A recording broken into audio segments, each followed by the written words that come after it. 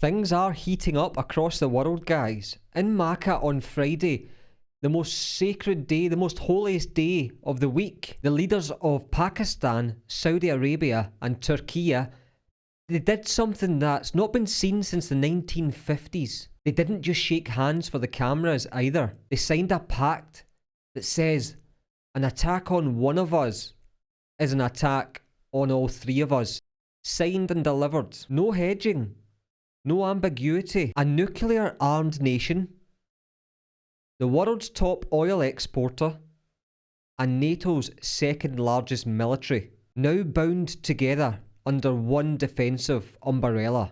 So while Islamabad, Riyadh and Ankara are popping champagne bottles of diplomacy, no alcohol but diplomacy, I can't help but think it's been very quiet. It's been very quiet in other places like New Delhi, Tel Aviv even. I'm not hearing much from them because I know quietly New Delhi must be thinking, shit, how does this impact us going forward? Or maybe not, because the Taliban and India seem to be nice and friendly now. Well, Pakistan is out agreeing deals with Turkey and Saudi and stuff. Maybe India's probably just signed a new deal for 3 new Toyota Hiluxes from the Taliban. Wow, great. But let's keep going, let's get into it. So analysts are already calling this an Islamic NATO. That's what they're saying online, an Islamic NATO. On the 7th of August 2026, in Makkah, Saudi Crown Prince Mohammed bin Salman, Turkish President Erdoğan, and the Pakistan Prime Minister Shehbaz Sharif and Field Marshal Asim Munir, flanked by their foreign and defence ministers, signed what's now officially called the Mecca Joint Defense Agreement. The core clause is simple. Any armed attack on one signatory will be treated as an attack on all three. This isn't a courtesy statement, the way some people like to think it is. This is the language of collective deterrence. This is the exact same architecture that built NATO. And it's not just come out of anywhere. This is built on layers of history. Pakistan and Saudi Arabia already signed a strategic mutual defence agreement in Riyadh back in September 2025. Pakistan's had boots on Saudi soil for decades. Training, fighter squadrons, air defence system, and an estimated 8,000 troops. So to put it more simple, on Friday, these bilateral threads got braided into one trilateral framework.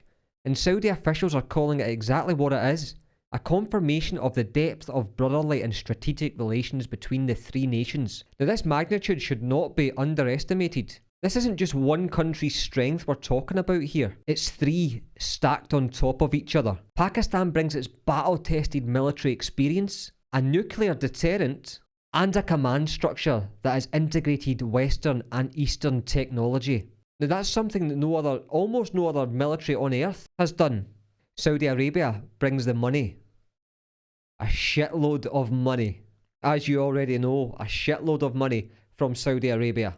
It's the largest economy in the Gulf, the world's top oil exporter, and the custodian of Islam's 2 most important cities. This pact doesn't just have civilization legitimacy, it also has an air of spirituality. Turkey brings the hardware. Turkey brings drone technology that's already changed battlefields in Nagorno-Karabakh to Libya, and an ambitious 5th generation fighter jet program. To my knowledge, this is the first time that 3 Islamic or Muslim nations have came together and joined to make a pact since the Baghdad Pact. Pakistan sits at the centre of all of this. Not by accident though, by design. Pakistan maintains a working relationship with Iran, with Saudi Arabia, with Turkey and with the US simultaneously. It's right in the middle. That's no small feat to be able to achieve that. Think how fractured that part of the world is. And Pakistan's been able to position itself right in the middle. Put it this way, Pakistan's like an elastic band holding everyone together as they pull. Saudi Arabia, Iran, Turkey, the USA, they're all pulling in their direction. And without something stable in the middle holding that together, it would all snap. Pakistan's right in the middle of that. That's the easiest way to try and understand it. Now if you're India, you've got to be anxious. I see the trolls online, the stuff they're saying, oh, we don't need a deal. We don't need a deal. Yeah, okay. They've got to be sitting there quietly thinking, right, okay, if things kick off again with Pakistan, are we now going to have to answer to Saudi Arabia to Turkey. Yeah, whatever way they want to dress it up, they are concerned about this. There's no doubt about it. They did issue a statement, a very brief statement. We are closely following the developments. That's what they issued. That sounds like they're sitting there going, shit, right, we don't actually have an answer to this. We don't know what to do. We'll just put something out rather than put nothing out. Oh, but don't worry, India. You've got your little deals with the Taliban. Probably, like I says, for your Toyota Hiluxes or something. But you stick. That's a good deal. That's a good deal. Because the thing is about this pact, the way it's worded, is broadly worded enough where analysts and people are now thinking, if India and Pakistan go to war again, which, let's be honest, is not off the table anytime, does this now mean that if India hit Pakistan, Saudi Arabia, Turkey, they're going to be sitting there ready to go? Because ultimately, let's be honest, when they're signing this deal, they've got to look at it and they must know that tensions are always high between Pakistan and India. So by signing that, they know exactly what they're signing up for. They're not silly. They know how fractured that relationship is. And to be specific, I think they're worried about Turkey. I think that'll be their biggest concern for India. And let me tell you why. Turkey has backed Pakistan on the Kashmir situation for years. Publicly, they don't hide it. They've backed Pakistan publicly for years on that. Back in the 4-day war in May 2025, the Indian ministry said that they had found Turkish origin drones, Series systems, that were used against the Indian military. So when Turkey signs a mutual defence clause with Pakistan, that's not abstract diplomacy to India. That's a direct continuation of a relationship that India's already seen on the battlefield. I think India will be really concerned about that. Then there's the money question. India has ploughed obscene amount of money over the last decade into Saudi Arabia and their relationship.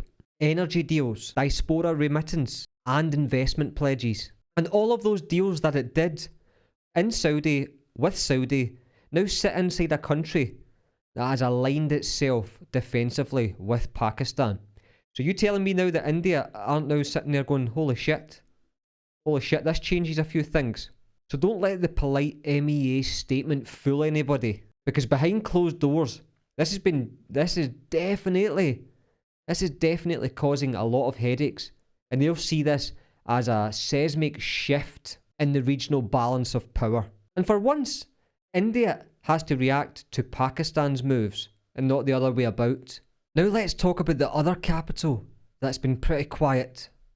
And that's Tel Aviv. Israel didn't even issue an immediate statement after the signing. And that silence is pretty loud because that pact lands at probably one of the worst moments for Israel. It was signed while the US-Israel conflict with Iran is still smouldering right now today, while Israel has still been fighting in Gaza, southern Lebanon, and Syria, all while Gulf nations are questioning if Washington's security umbrella is even doing anything anymore.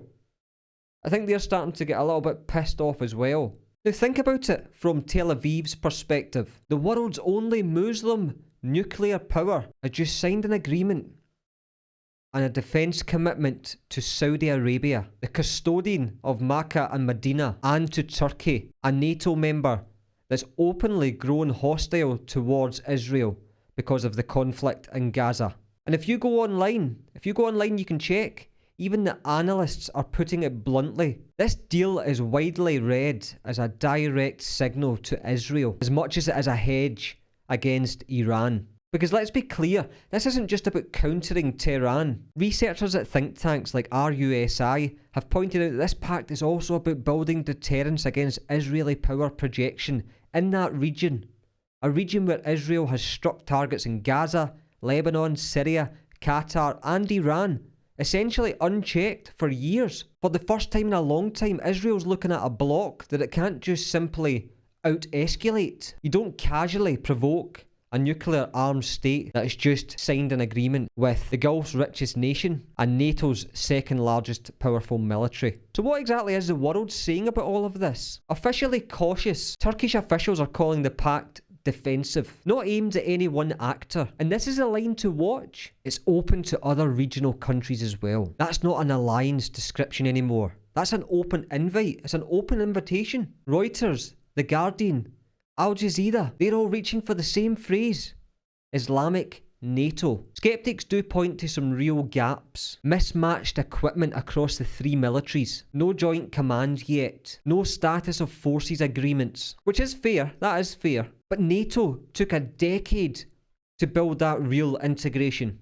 This is just the beginning. Small right now, but with real intent. Saudi's oil infrastructure keeps getting hit. Houthi strikes have killed dozens in the Kingdom of Saudi Arabia. And I don't think I need to tell you, I think everybody in the world can see that the Gulf, they're starting to get fed up with all of this. Waiting on Washington to do something, and it's never really did anything. These Houthis just seem to do it. And they don't care either. There seems to be no deterrent to deter these people. Washington don't seem to have that deterrence anymore. But here's the part worth sitting with. The Muslim world, for as long as I can remember, has always been told it's fragmented and it'll never have any unity or harmony. 57 nations, one organisation on paper, rarely one voice in practice. But this Makkah deal just cracked that all open. 3 of the most capable Muslim militaries on earth just proved collective Muslim security. This isn't rhetorical anymore. It's signed and it's dated. It is very, very real. And the doors are open for more to join. Who will be next? Will it be Bangladesh? Will it be Egypt?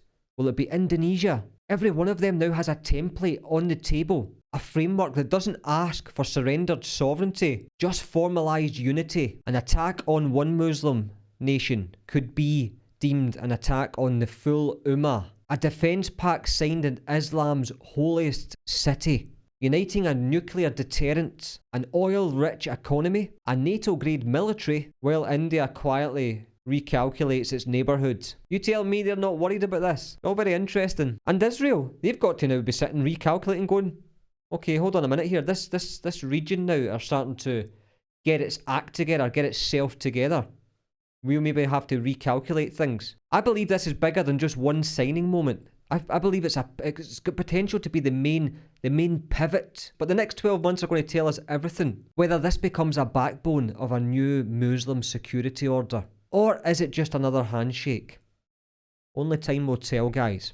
Let me know what you think in the comments. I'll catch you on the next one.